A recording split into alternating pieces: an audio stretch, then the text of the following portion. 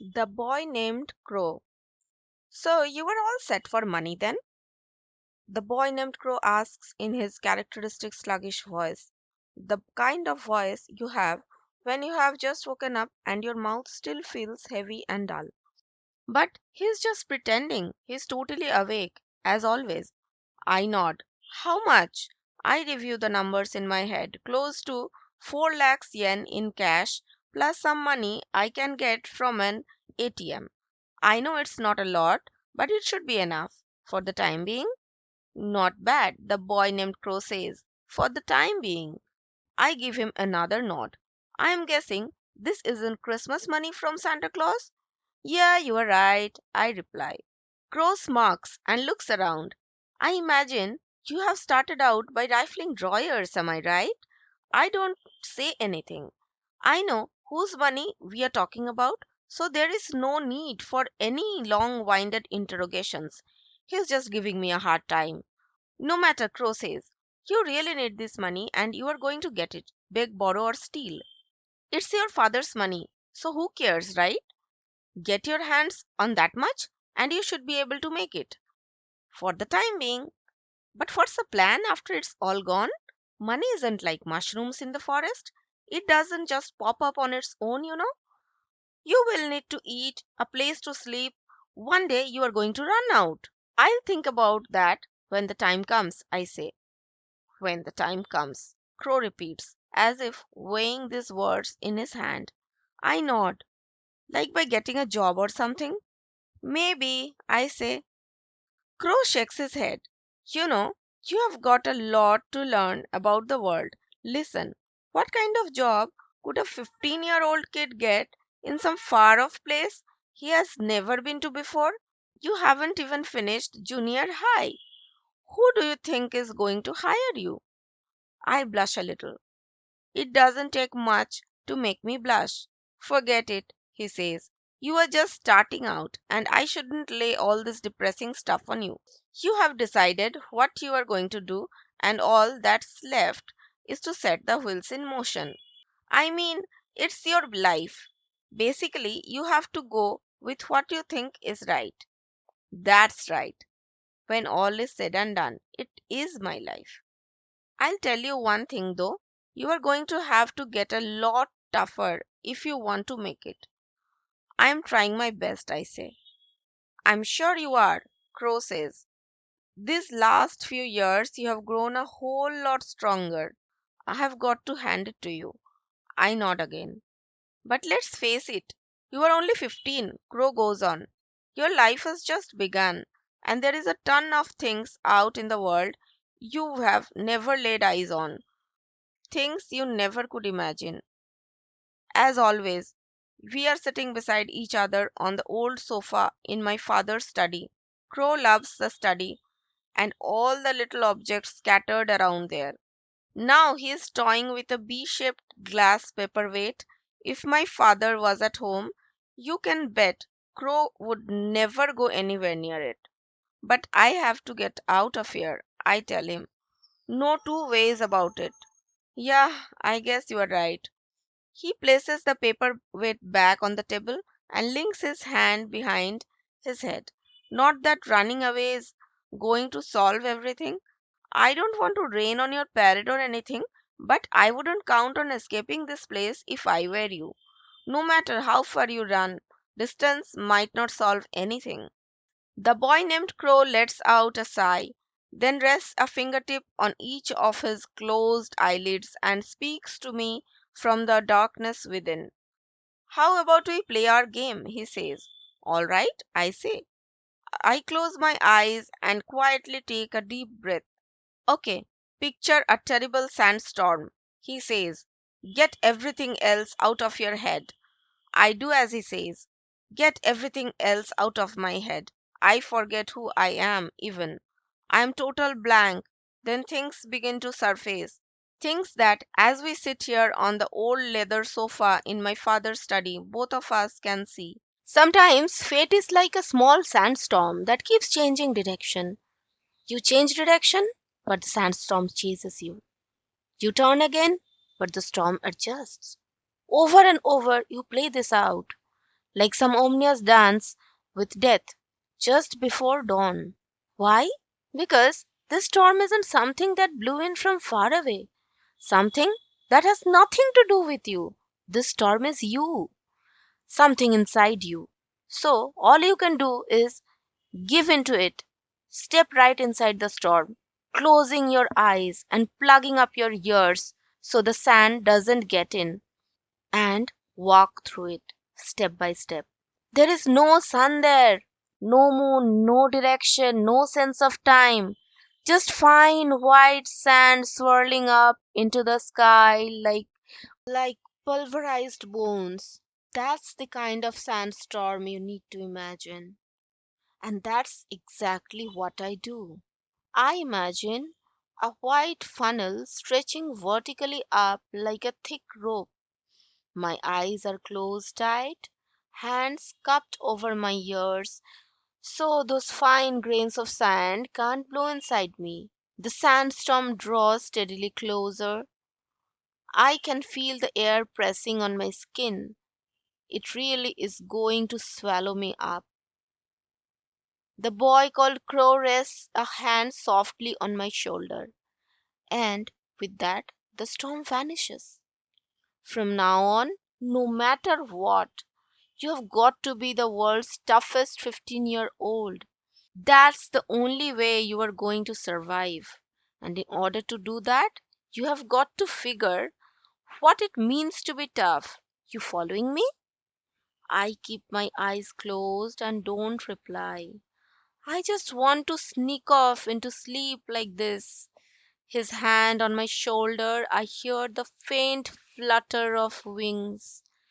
You are going to be the world's toughest 15-year-old, Crow whispers as I try to fall asleep, as if he were carving the words in a deep blue tattoo on my heart. And you really will have to make it through that violent, metaphysical, symbolic storm. No matter how metaphysical or symbolic it might be, make no mistake about it. It will cut through flesh like 1,000 razor blades. People will bleed there, and you will bleed too. Hot red blood. You will catch that blood in your hand, your own blood and the blood of others. And once the storm is over, you won't remember how you made it through, how you managed to survive. You won't even be sure, in fact, whether the storm is really over. But one thing is certain, when you come out of the storm, you won't be the same person you walked in. That's what that storm is all about. On my 15th birthday, I'll run away from home, journey to a far off town, and live in a corner of a small library. It would take a week to go into the whole thing, all the details, so I'll just give the main point. On my 15th birthday, I'll run away from home, journey to a far off town, and live in a corner of a small library. It sounds a little like a fairy tale, but it's no fairy tale, believe me. No matter what sort of spin you put on it. Cash isn't the only thing I take from my father's study when I leave home. I take a small old gold lighter. I like the design and feel of it. And a folding knife with a really sharp blade, made for skinning deer. It has a 5-inch blade and a nice heft. Probably something he bought on one of his trips abroad. I also take a sturdy, bright pocket torch from a drawer, plus sky blue Revo sunglasses to disguise my age. I think about taking my father's favorite sea oyster Rolex. It's a beautiful watch, but something flashy will only attract attention. My cheap plastic Casio watch with an alarm and stopwatch will do just fine and might actually be more useful. Reluctantly, I return the Rolex to its drawer. From the back of another drawer, I take out a photograph of me and my older sister when we were little. The two of us on a beach somewhere with greens plastered across our faces. My sister's looking off to one side, so half of her face is in shadow, and her smile is neatly cut in half. It's like one of those Greek tragedy masks in a textbook that's half one idea and half the opposite. Light and dark, hope and despair, laughter and sadness, trust and loneliness. For my part, I am staring straight ahead, undaunted at the camera. Nobody else is there at the beach. My sister and I have on swimsuits, hers a red floral print one piece, mine some baggy old blue trunks. I'm holding a plastic stick in my hand. White foam is washing over our feet. Who took this? And where and when? I have no idea. And how could I have looked so happy? And why did my father keep just that one photo? The whole thing is a total mystery. I must have been 3, my sister 9. Did we ever really get along that well? I have no memory of ever going to the beach with my family. No memory of going anywhere with them.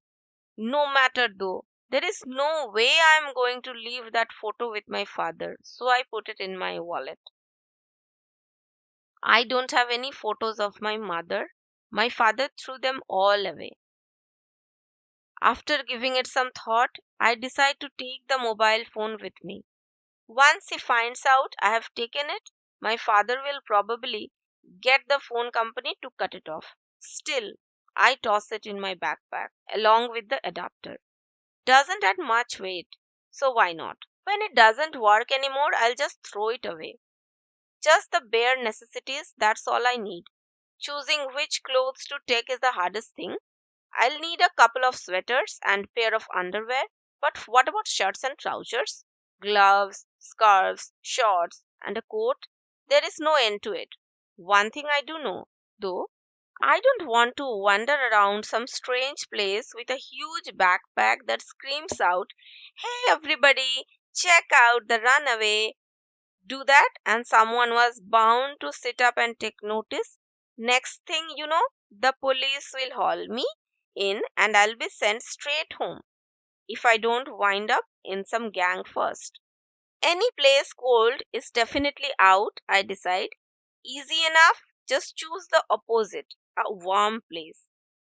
Then I can leave the coat and gloves behind and get by with half the clothes. I pick out wash and wear type things. The lightest ones I have, fold them neatly and stuff them in my backpack. I also pack a 3 season sleeping bag, the kind that rolls up nice and tight, toiletries, a rain poncho, notebook and pen, a Walkman and 10 discs. Got to have my music, along with a spare rechargeable battery. That's about it. No need for any cooking gear, which is too heavy and takes up too much room, since I can buy food at a local shop. It takes a while, but I am able to subtract a lot of things from my list. I add things, cross them off, then add a whole lot of other things and cross them off too. My 15th birthday is ideal point to run away from home. Any earlier and it would be too soon, any later and I would have missed the chance. During my first 2 years in junior high, I had worked out training myself for this day. I started practicing judo in the first couple of years of grade school and still went sometimes in junior high. But I didn't join any school teams. Whenever I had the time, I'd jog around the school grounds, swim, or go to local gym. The young trainers there gave me free lessons, showing me the best kind of stretching exercises and how to use the fitness machines to bulk up. They taught me which muscles you use every day and which ones can only be built up with machines. Even the correct way to do a bench press. I'm pretty tall to begin with, and with all this exercise, I have developed pretty broad shoulders and pecs. Most strangers would take me for 17. If I ran away looking my actual age, you can imagine all the problems that would cause.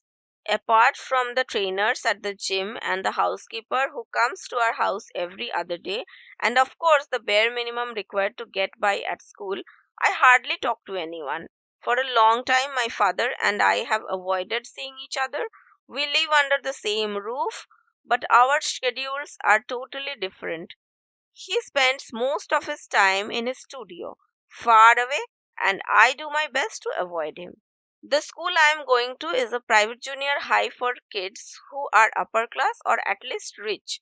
It's the kind of school where, unless you really blow it, you are automatically promoted at high school on the same campus. All the students dress neatly, have nice straight teeth, and are as boring as hell.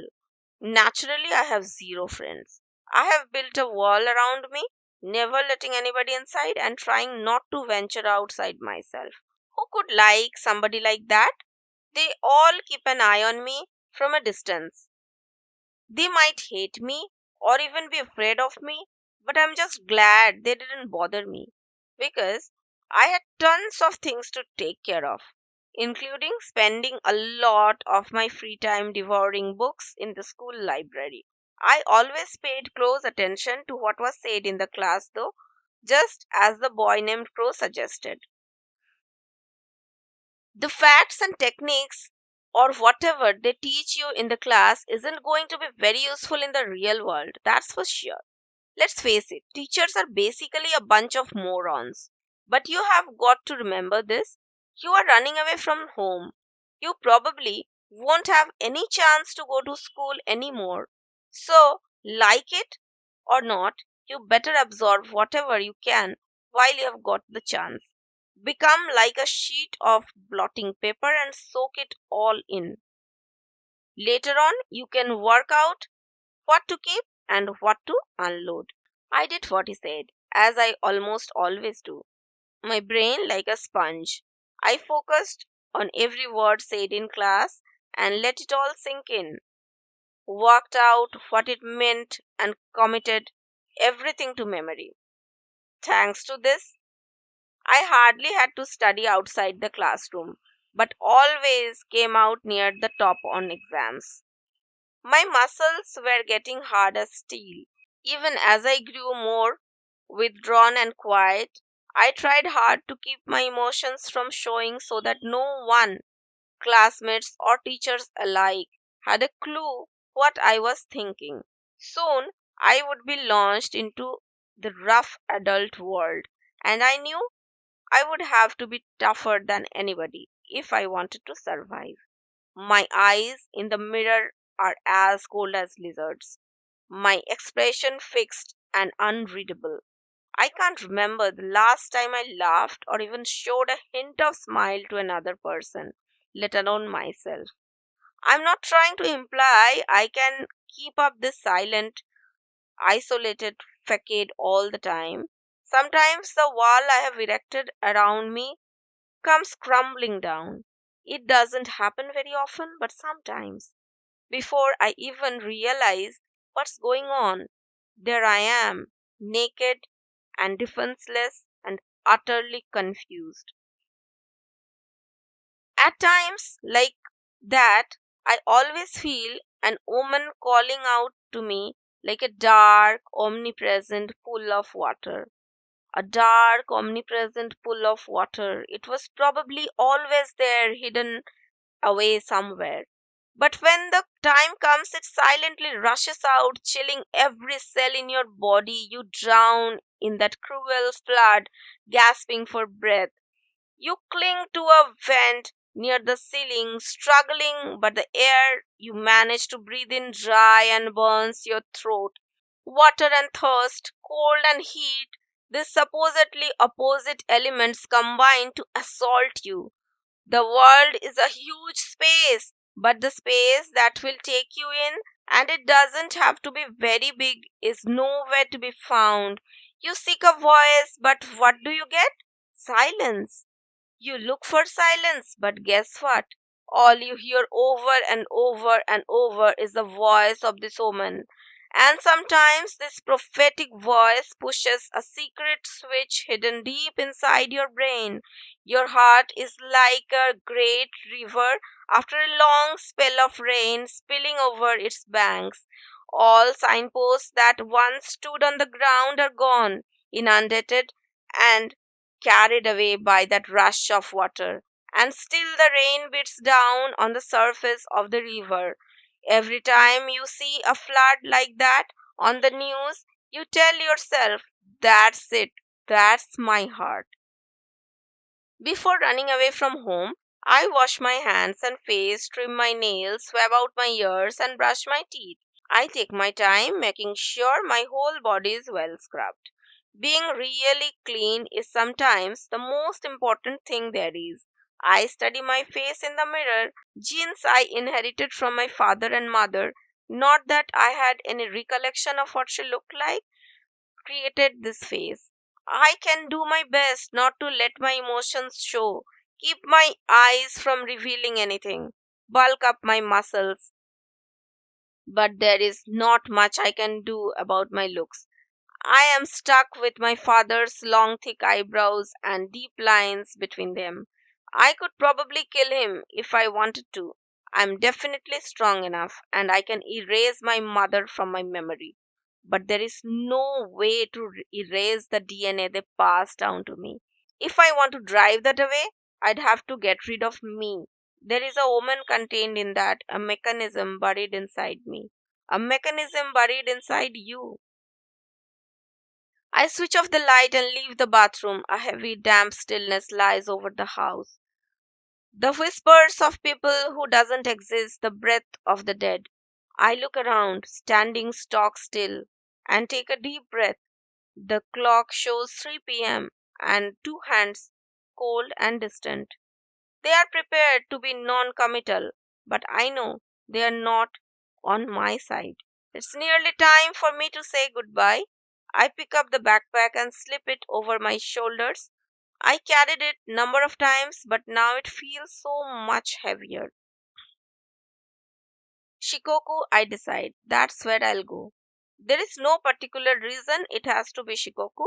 Only that, studying the map, I got the feeling that's where I should head. The more I look at the map, actually, every time I study it, the more I feel Shikoku tugging at me. It's a long way south of Tokyo, separated from the mainland by water. With a warm climate, I have never been there, have no friends or relatives there. So, if somebody started looking for me, which I doubt they will, Shikoku would be the last place they would think of. I pick up the ticket I had booked at the counter and climb aboard the bus. This is the cheapest way to get to Takamatsu, just a little more than 10,000 yen. Nobody pays me any attention, asks how old I am, or gives a second look. The bus driver mechanically checks my ticket. Only a third of the seats are taken. Most of the passengers are traveling alone like me, and the bus is strangely silent. It's a long trip to Takamatsu, 10 hours according to the schedule, and we will be driving early in the morning. But I don't mind. I have got plenty of time. The bus pulls out of the station at 8 and I push my seat back. No sooner do I settle down than my consciousness, like a battery lost its charge, starts to fade away and I fall asleep. Sometimes in the middle of the night, a hard rain begins to fall. I wake up every once in a while, part the chintzy curtain at the window, and gaze out at the highway rushing by. Raindrops beat against the glass, blurring streetlights alongside the road that stretch off into the distance at identical intervals, as if they had been set down to measure the earth. A new light rushes up close and in an instant fades away behind us. I check my watch and see it's past midnight, automatically shoved to the front. My 15th birthday makes its appearance. Hey, happy birthday, the boy named Crow says. Thanks, I reply. The woman is still with me though, like a shadow. I check to make sure the wall around me is still in place. Then I close the curtain and fall back to sleep.